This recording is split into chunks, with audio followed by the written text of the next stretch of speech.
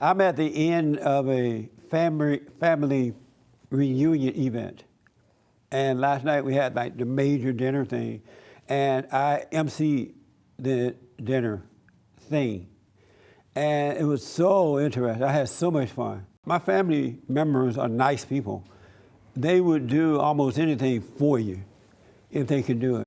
They're very nice people.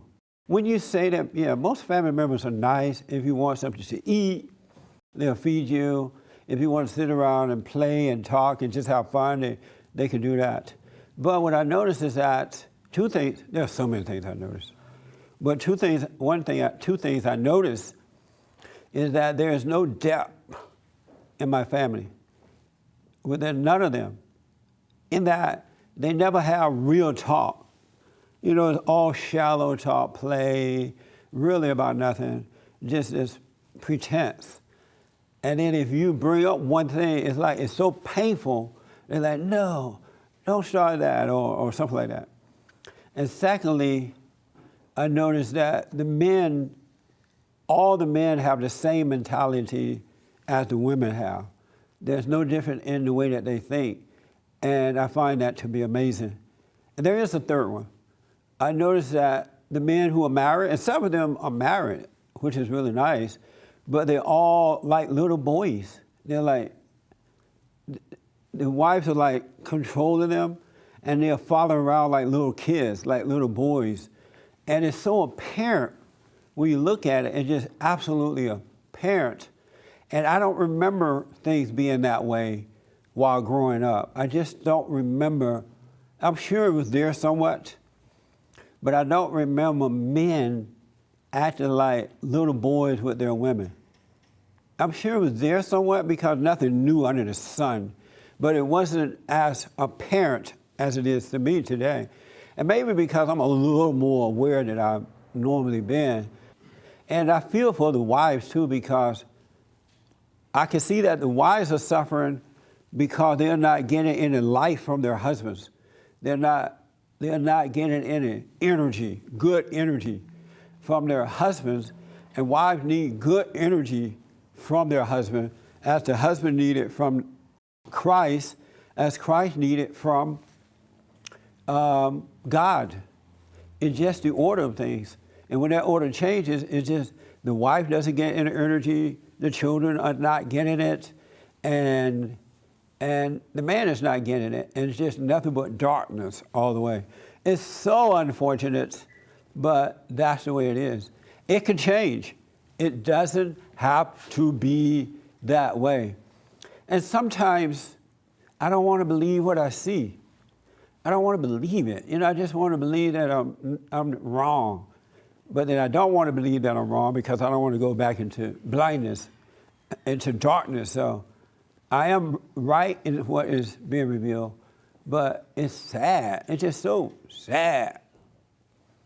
And it's like Christ never came and really washed away our sins and put everything back in order. Everything has been reversed. All of our sins have been washed away, and we don't have to be acting like sinners and afraid and giving in to temptation, and it just doesn't have to be that way.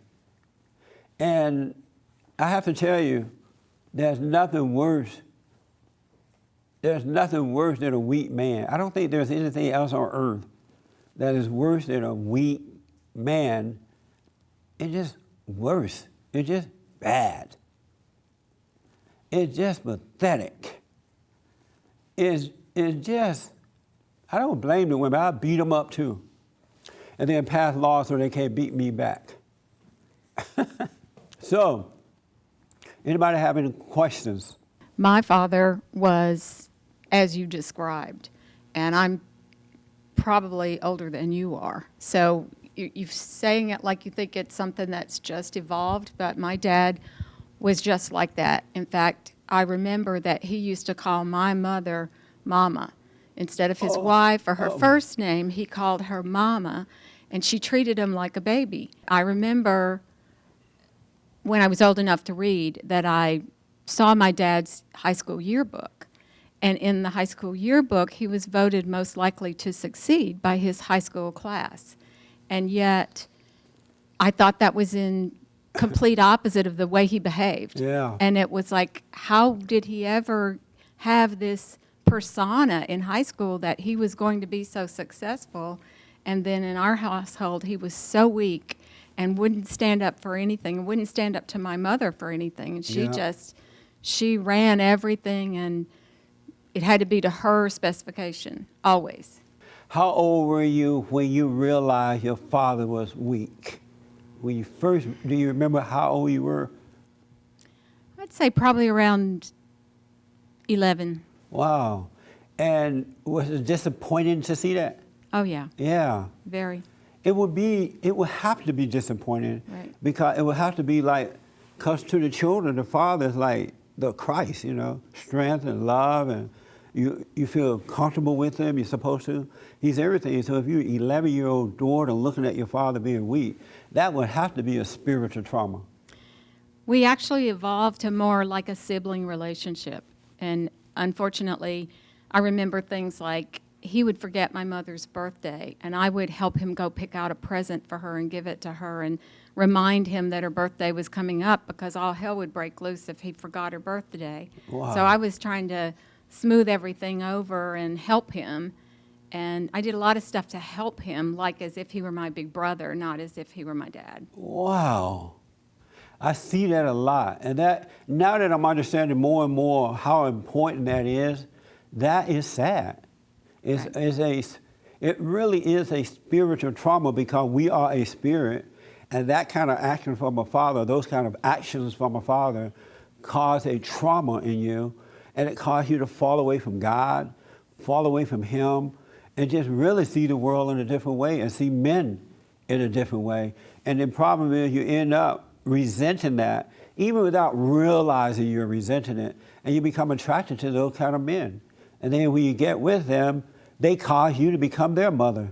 And the last thing you want to be is a mama to your husband.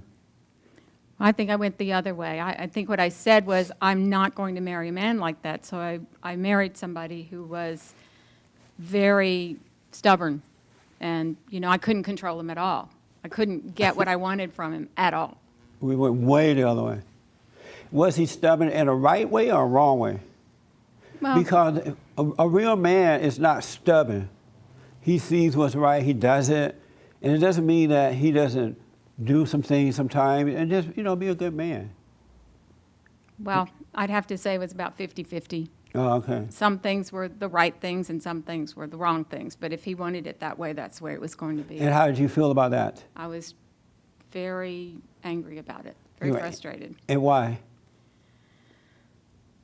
Well, one of the things is I felt like he wasn't a good role model for my children, and I Yeah. had 2 boys. Oh, yeah. So that bothered me, and then it was just hard to deal with, because I saw that other people didn't live their lives like that, and Yeah. it was just hard. We agreed on certain things, but we just were polar opposites on other things. And have you gotten over that? Yes.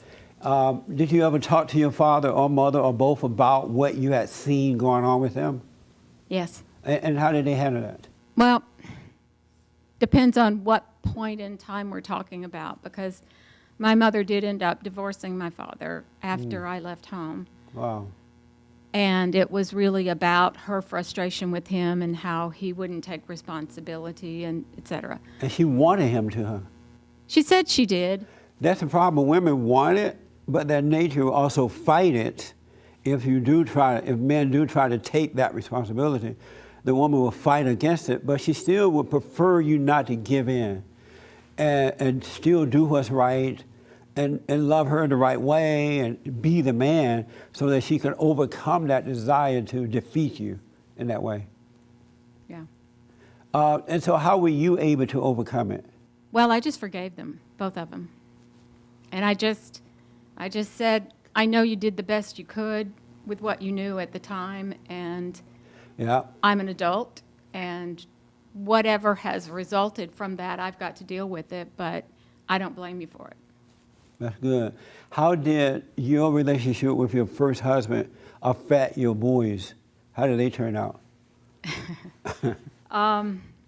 Well, one turned out pretty successful, and the other one is still kind of struggling to find himself.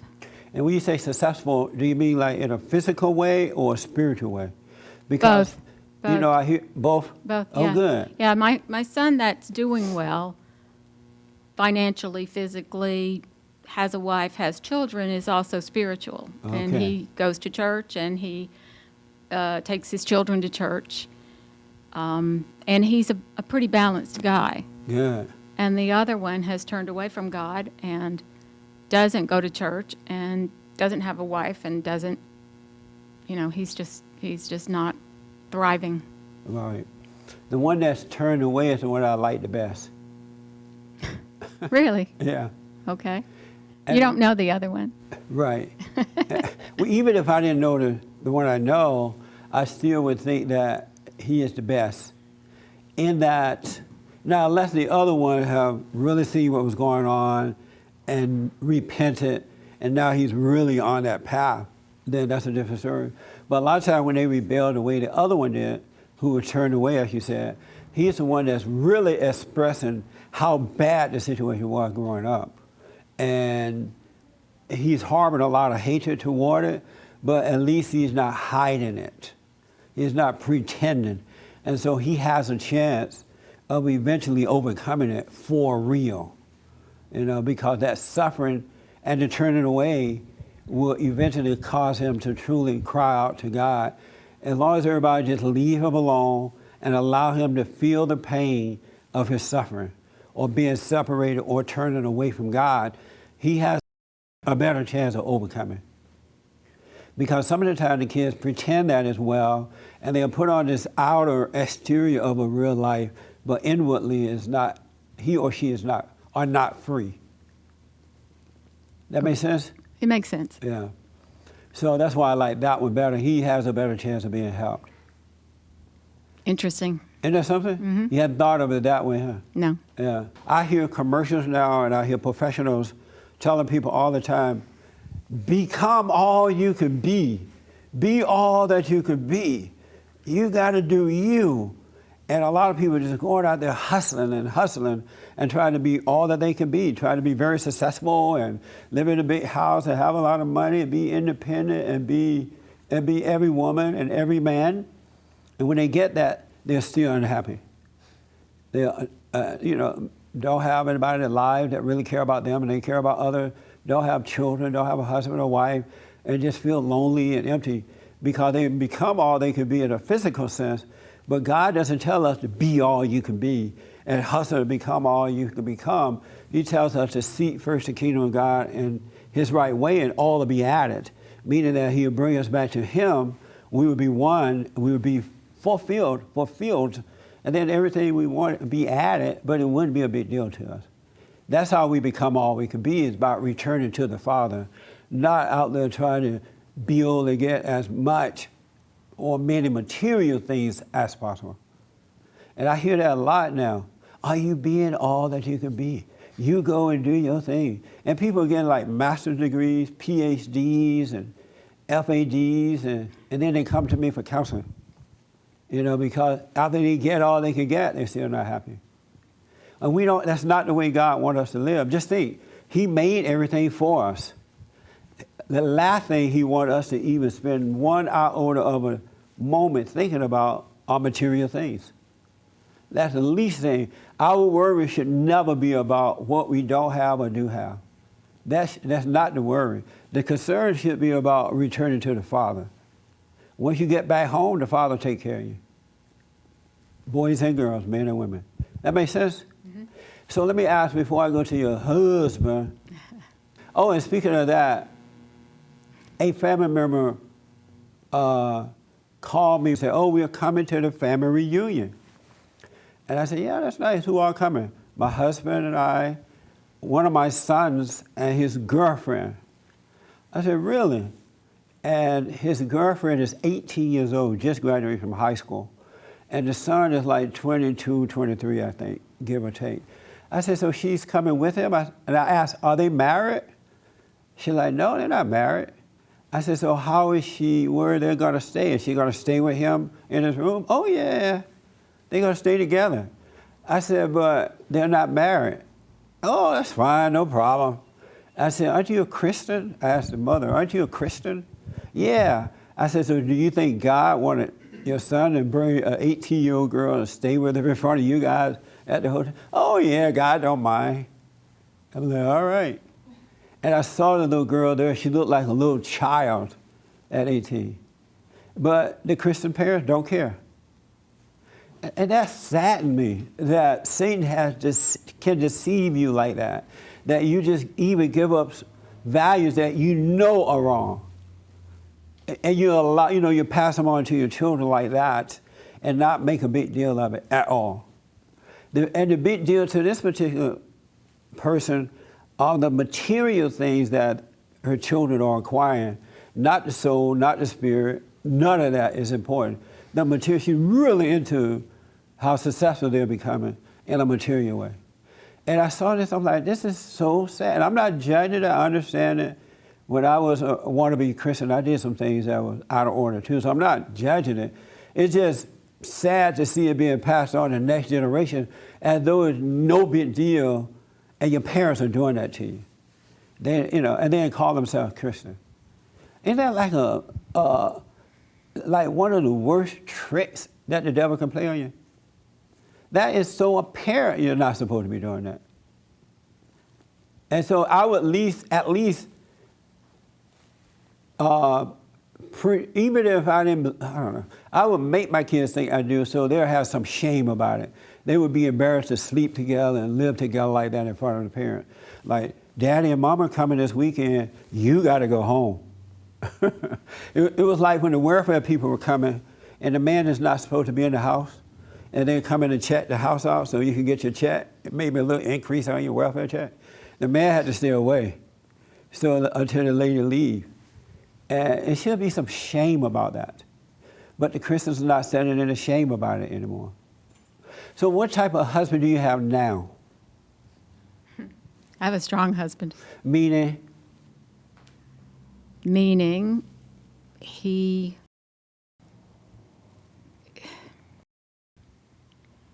stands up for me. He seeks God in his life. We try to work things out together, but he sort of leads. He takes the lead. Right on. I believe that about your husband because I know him, and I know where he been, and I know where he come from. So I totally believe that. And I know you wouldn't say it if it wasn't true either. So that's good. It feels nice to have that kind of man you see growing spiritually like that. Yes. It's like an inspiration to you, right? Yes. Yeah. Yes. That's good. You're fortunate. You really are. And he's fortunate to have a wife who at least understand that too and want that. Because most women wouldn't even admit that. That's what they want. Mm-hmm. Yes, sir. You were talking about men that act boyish. Right. And when you were younger, it didn't happen. Now, if it did, I wasn't aware of it. Well, I was aware of it. I got to tell you, prevalent. I saw it. My parents used to entertain their business associates at home a lot because in that era, 60s, that's what you did. You didn't go out to dinners much. You brought people over. Okay. At least they did. And if somebody acted that way, it was considered to be inappropriate. It wasn't cool. It wasn't edgy. If they acted what way? In a boyish, if a man acted in a silly way. Yeah. And there are many ways to be silly without, without showing it. There are things that you do that are irresponsible. And I, as a child, 7, 8, 9, 10 years old, I knew who was acting in an irresponsible fashion, right? Yes. And I always wondered about how my parents handled them. They seemed to handle them just well, like as a couple. Mom and Dad both handled them well. Right. But it was interesting to watch, and it was inappropriate. Now, it's, oh, isn't he cool? Right. Or, isn't he edgy? Or isn't he, whatever word is used to cover up the incorrectness of that approach. And instead, he is a girly man. He's not edgy. He's not cool. Have you seen his Facebook? Have you seen how cool he is on that? That sort of thing. So that it has changed. Yeah. Right now, there are people that feel, as do I, that I think at my age, somebody 20 years ago would have acted older. And by older, I mean perhaps less socially aware, or maybe not using words like cool. I don't know. Yes. There's something different about the way people act now. But it's not that. It's the lack of responsibility. That's right. I last night at the event, we got to a portion of the program where we were playing a game, and in this game, you have to spin this wheel, and then you pull out a name. It was like, what do you call that? I forgot. And so I asked one of my little male cousins to come up and pull, spin the wheel, pull the name. And when he came up, he was shy about it, so he asked his sister to come up and do it for him. So she came up, and I said, no, I want him to do it. He got to do it. Don't call on your sister to do this for you. You come, you do it. And so his sister went back and sat down. So it ended up being the DJ, my little cousin, me, and another one of my adult cousins. And so we pretty much ran the program. And I said to the audience, isn't this nice to see men up here doing it? Men are involved, because normally women take over those events. And the men just sit back and go, amen, and laugh and grin. And I said, isn't it cool? And only a few people applauded. It's like they weren't that happy to see that. Had it been a bunch of women up there, and I said, isn't this great to see the women running this? Everybody would have been all up in arms about it. Yes, praise the Lord. But they didn't seem that happy to see that. And I'm thinking Satan has really entered into the depths of the hearts and minds of human beings today. And when I say human being, I mean all races. Well, I don't know what the Japanese and others are doing, because they don't play with anyone, right? The Chinese, I'm never around them. But if the spirit is the same, I'm pretty much sure it's the same thing. But it has entered into the hearts and minds of men and women today, young and old, and destroyed the nature or the identity of Christ. It really has. There is a difference. There's definitely a difference. With the Japanese and all them? No, meaning from before to now. Oh, yeah, it is. It's perceptible. And So the opinion people have of it, the vocabulary they use to describe it, and the acceptance of that approach. If somebody was sleeping with somebody that wasn't their wife, that was considered very inappropriate. That's right. Now it's considered, well, they're just with them and not with somebody else at the same time. Or whatever excuse that the brain can come up with. Or they'll say, I don't know you. I don't care about you. We just get it on. It don't mean nothing but sex. Right. Yeah. What amazing. The devil is doing this because the reason he's allowed to do it, because most people don't truly see that our battle is a spiritual battle. They have not allowed God to reveal that to them, and that we are always being tempted and seduced by spirits. In all that we do, every thought we get, every feeling we get, every action we take is influenced by spirits. Influenced by spirits. I know men who see women coming and they come alive. This guy was sick one day, and I went to counsel him. He was like, oh, I'm so sick. How you feeling? Praise the Lord. How you doing? I don't feel good. You want me to pray for you? Yes. And then he get this call from this woman that said, let's go out tonight. And he came alive. Honestly, I'm not making this up. And I hadn't even started the prayer yet. So it wasn't Jesus. He just came alive. And the next thing I knew, he was getting up, going out. No. And that is not a made-up story. That's how much influence that spirit has over him. It can bring on healing.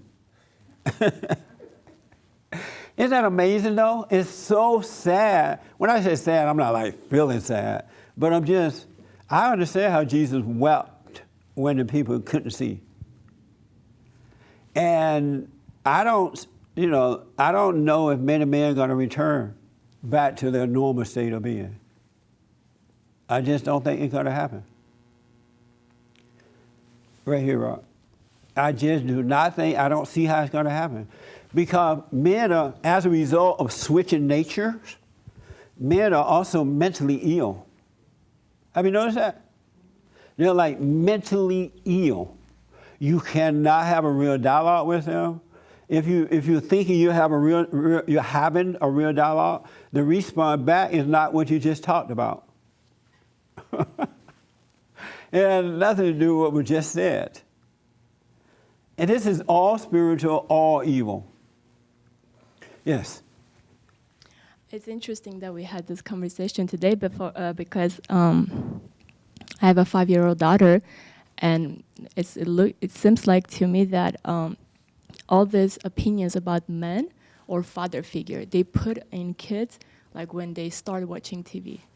Yes. Yes. And right now my daughter, I mean, there is no any cartoon or any show that she can watch for her because it seems like they're trying to show fathers as sounds harsh, but like losers. Yeah. Yeah.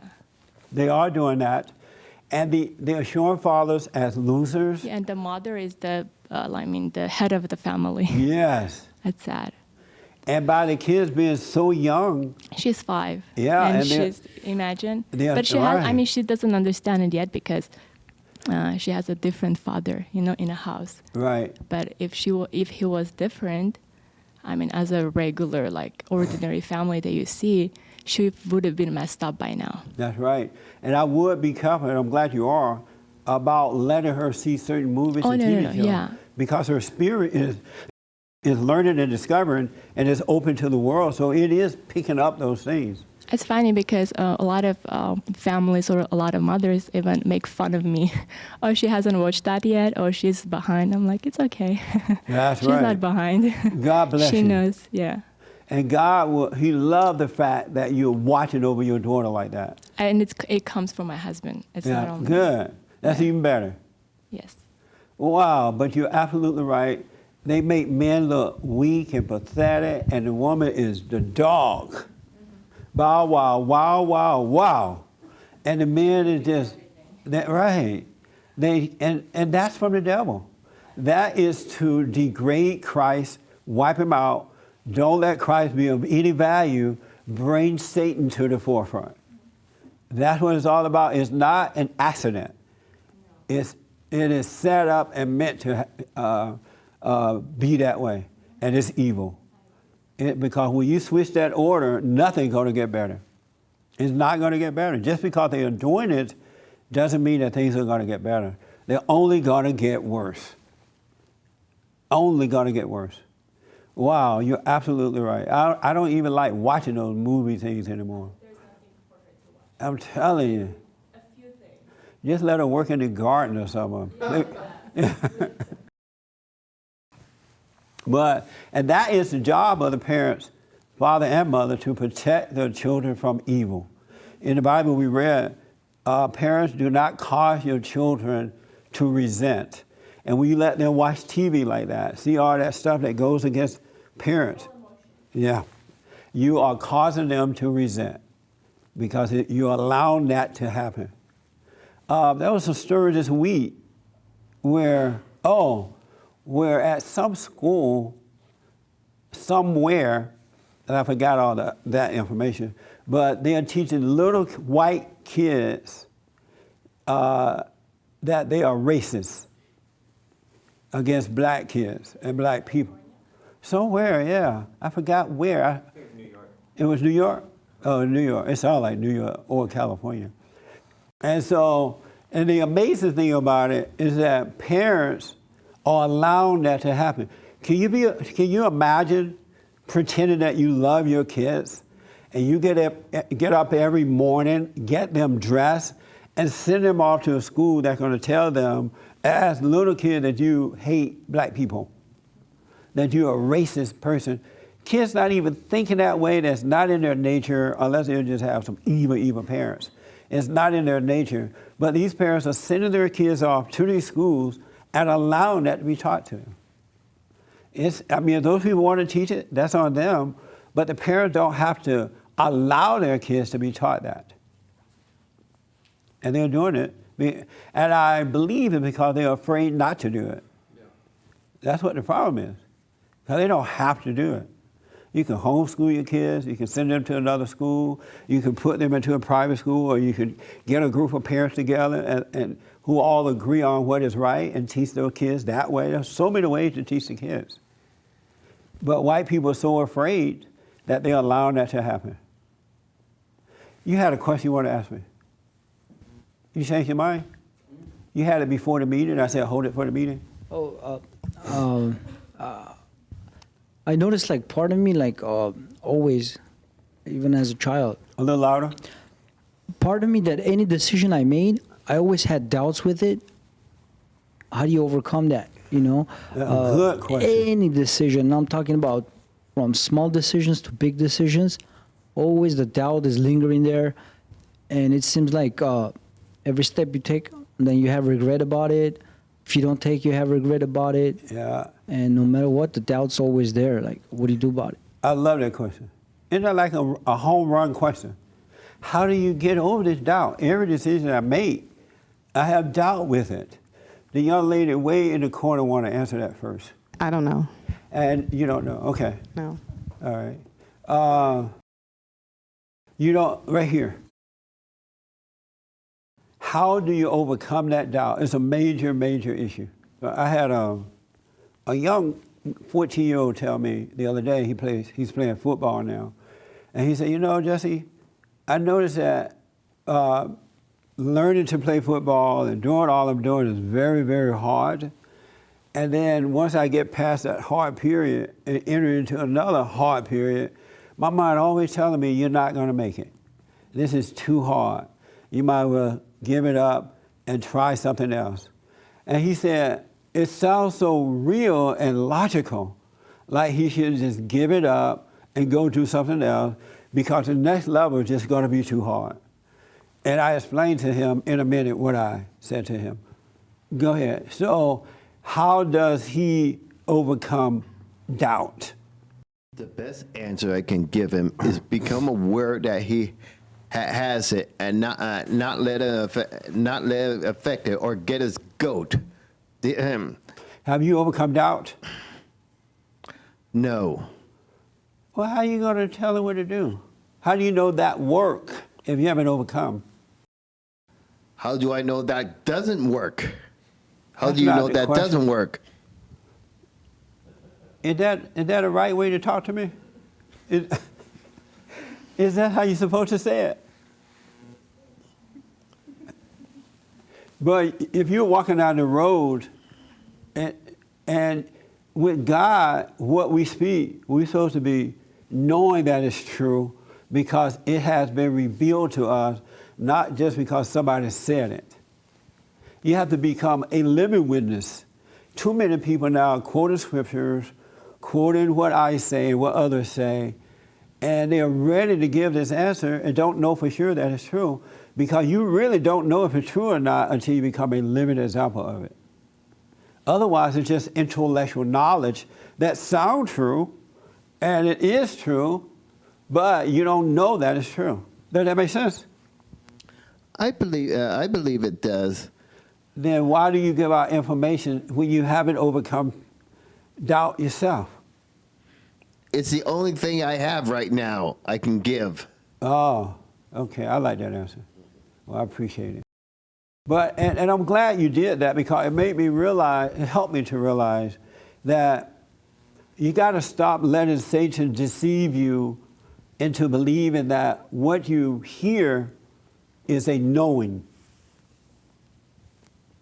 There's a difference between a knowing and a hearing. Like you hear the information, it's true, but hearing is supposed to disappear and then knowing come forward and then you start living it. But most people don't know the difference between Satan's voice and God's revelation. They hold on to the hearing because Satan said, wow, that sounds true, that is so true. And you think, yeah, that's true, I got this. And then you walk out and you have doubt, but then you make up excuses for having doubt. Oh, I just haven't overcome my thought yet. Oh, this is what the thoughts say. And so And I hear a lot of people, quoting the Bible upside down, in and out. And Satan tell them, you got the word. In the beginning, there was the word was God, and God was the word, and the word with God. And they don't have it at all. They still insecure, have doubt, worry, fear, beat up the kids, hate everybody, and all that kind of stuff. You want to tell them how to overcome doubt? No. I'm sorry? No. You don't love him? Have you overcome doubt yet? Some. Some, and how did you overcome? I don't know, Jesse. I guess I just sometimes just see it. Yeah. And you're not giving into it? No. Okay. Here's how you overcome doubt. You gotta repent first. You must forgive. You must stop hating. You must stop having anger against yourself and your fellow man. Because as long as you have that anger and unforgiveness in your heart, you're separated from God, the person who will give revelation and give you perfect love. And in that, there is no doubt. And once you forgive and enter into the new nature, into the kingdom of heaven, then when Satan tempts you, and temptation is evil, you're able to resist it because you recognize that it's not the voice of God. And I say this because I want to get you past, just watch your thoughts. Just watch my thought. And Satan will lock you in right there, and that's all the further you get. There's so much. And never, ever, ever, never assume you have it. That, I'm in with God now, that's it. Never assume. If anything, I would just absolutely stay with prayer and stay with seeking, if anything. Because never assume that you got it. So if you want to overcome doubt, you got to get over your anger. You must repent because Satan is your father, and he is the father of lies and doubt and destruction. God is the father of love, and everything he does is love, which is power and authority and insight and health and sound mind and freedom, all that. So you would never doubt. And when you want to do something in life, you don't give it a second thought. You just move on and do it. You just do it without even thinking about it, because your thinking is on God, not on the things you're doing. It's with your Father. So you got to get past your anger. Why don't you drop the anger? Why is it hard to let it go?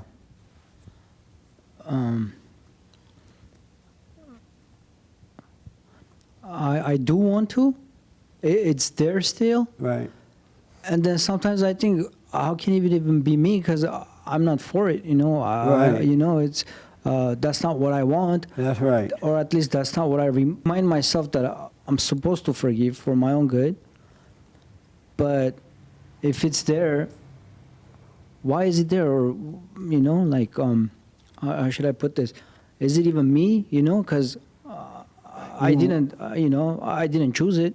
Yeah, you didn't. I chose the opposite. That's right. I choose to forgive, and then I catch myself still, I understand, man. I 100% been there and done that. And so here's what I recommend. When that does come up, and when Satan tempts you with doubt, let's say you want to go out, tomorrow morning I'm going out, and I'm going to plow the field and plant some cotton. And Satan's going to say, well, you can't do that because it's going to rain, or you can't do it. Let that go and do it anyway. Don't even think about it. Let it go. And so when doubt comes or anger comes, you hate yourself or you're mad at someone else, relax in it. Put up no resistance. Put up no wall. Feel it. But still do what you're doing in front of you to do. Put up no resistance. Don't get mad at yourself. Don't judge yourself by saying, I'm not there yet. I thought I was free. Oh, God, I'm falling back. All that is Satan too, deceiving you to make you condemn yourself by judging yourself. But put up no resistance and take the pain. Just relax in it. Relax in all the thoughts and all the feelings. Just let go and let God. Of ourselves, we can do nothing. You're right. You don't want to be angry. You didn't wake up one morning and decide, I want to serve the devil, so I'm going to become angry. That's not your decision. It happened when you were not able to resist it at such a young age. But now you got to relax in it. So God, it's a spirit, and there's nothing you can do about it. That makes sense? Yes. And just do what's in front of you to do. Like if he wanted to start a plantation. Yeah. I have to use plantation because that's how I grew up. That's all I know. And then Satan tell him, no, you can't start a plantation. They're going to call you racist. I would go and start the plantation anyway. Don't worry about they and what they're going to think and what they're going to do. That's a holdback. Right. And another thing I noticed too, that once you overcome anger, you're not into decision making. That is no longer part of your nature. Only people in fallen state make decisions. Isn't that amazing?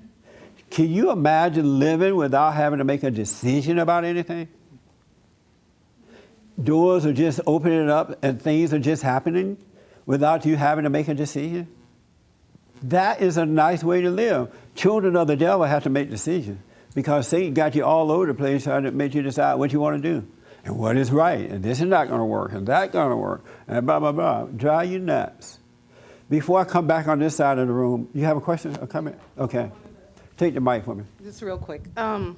So last week I subbed at Oh this. my goodness. What? That spaghetti. It was good? Oh, Jesus. She made this little bowl of spaghetti without meat. Why you didn't put meat into it? It makes you fat. No, I just try not to eat too much meat. That's Oh. why. Yeah. And it was so good, it made you want to slap your mama. That food was so good last night, I told one of my sisters, oh, this food was so good, it made me want to dig my mother about the grave, slap her, and put her back in. That's how good that food was. But anyway, go ahead. Okay, so last week I subbed at this Christian school called Noah's Ark in Torrance. And I subbed with the older kids. They were like 12, I think from 8 to 12. So before I did it, I asked them, I said, you guys, what do you guys want to do today? You know, you guys want to do yoga or you want to have a dance off? And they're like, can we do both? We do both, we do both. I'm like, all right, cool. So I said, let me go to the bathroom. When I come back, we'll do yoga first and then we'll do the dance off. So I went to the bathroom and I saw the director. She was in a meeting. And my thought told me, before you do yoga with the kids, go and ask her if it's okay. And I didn't, right? I just ignored it. I went in the room. I did the yoga with the kids.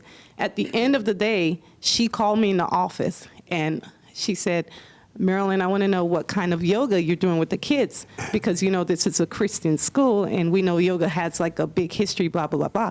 And my thought told me, you see, you should have asked her before you did it. Yeah. Now they're not going to hire you.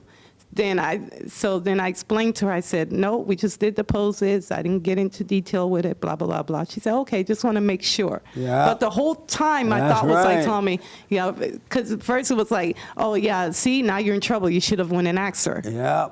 That's how the thoughts are from the devil, as you know. But they're involved in everything. Things that's not even important, it has an opinion about that.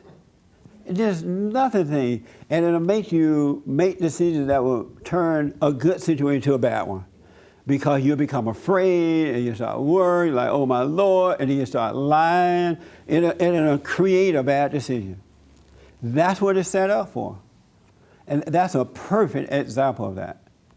She could have easily gone with that thought and not told the truth about what she was doing, and the whole thing had been screwed up.